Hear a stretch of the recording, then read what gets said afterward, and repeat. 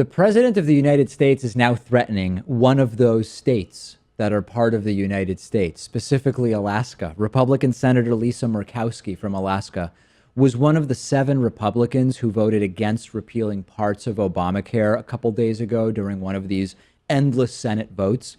Trump didn't like it. He took to Twitter and said Senator Lisa Murkowski of the great state of Alaska really let the Republicans and our country down yesterday. Too bad.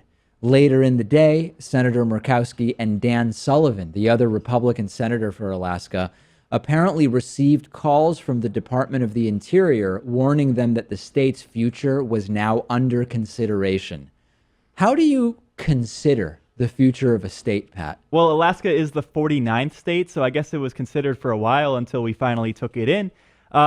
Trump attacking individual members of the U.S. Senate who are Republicans is pretty crazy, though, especially when a lot of them come from these pink states where Democrats could easily be elected and take over their seats. And I think leadership understands that sometimes their own members have to defect for the greater good of keep securing their spots. Yeah, when you start, like Trump sees it as if you do what I want, you're great. And if you don't, you're the worst person in the world. But you might actually still need Lisa Murkowski's support or the support of Alaska or whatever for other stuff that you want to do. And this just makes absolutely no sense. And the messages came directly from the Interior Secretary.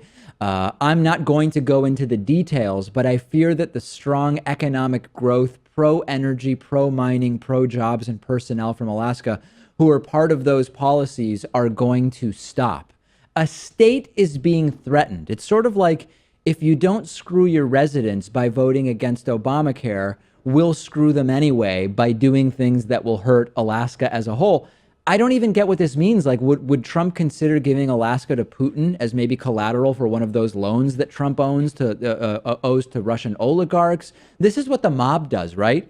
Nice little state you got here. Would really be a shame if something were to happen to it. I think maybe the Interior Secretary is taking a look at what's happening to Jeff Sessions over at Justice. Yeah. And deciding, hey, I got to stick by Trump here because otherwise he'll get rid of me. And just to tell you how wacky this is, remember Congressman Dana Rohrabacher? He's one of the Republican congressmen considered sort of most Russia connected. He's the one that Kevin McCarthy said in that leaked conversation with other Republicans last year. There's 2 people I think Putin pays, Dana Rohrabacher and Donald Trump. He actually once tweeted, I know it sounds crazy when I say, what about giving Alaska back to Russia?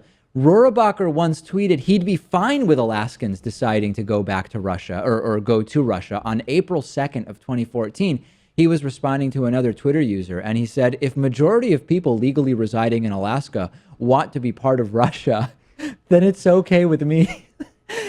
What is happening? I mean, this doesn't make any sense, and there's absolutely no respect for the institution of the U.S. government, the importance of checks and balances whatsoever. And is the Washington Post going to report tomorrow? Trump has been quietly asking advisors whether he could give a state away. Yeah, I mean, I think we suspected that a lot could fall apart if Obamacare was repealed, but certainly not the sovereignty of our country and individual states seceding from the Union. Let me play one of these apologists. Why shouldn't we give states to Russia? I mean, what's wrong with being friendly with Russia anyway? Shouldn't we want to be friends with all nations? I mean, Hillary Clinton would have started a war with Russia, and Trump's being really friendly, and maybe he'll offer up a state or 2. I don't know why we should be against that. Today's program is made possible in part by GameFly, which is sort of like Netflix for video games. They've got over 8,000 new and classic games for Xbox One, Xbox 360, PS4, PS3, Wii, and a bunch of other platforms. And you can also stream games. You don't even need a gaming console or a computer because you can stream games through your Amazon Fire Stick or Roku box and then use your mobile phone as the controller. You can play as many games as you want for one monthly fee. And if you find some games you want to keep, you can buy them for a low used price, never with due dates or late fees. And our audience can get a 30-day free trial at gameflyoffer.com/TDPS. The games are shipped directly to you with return envelopes included, no contracts, and you can also stream the games. I think I mentioned that.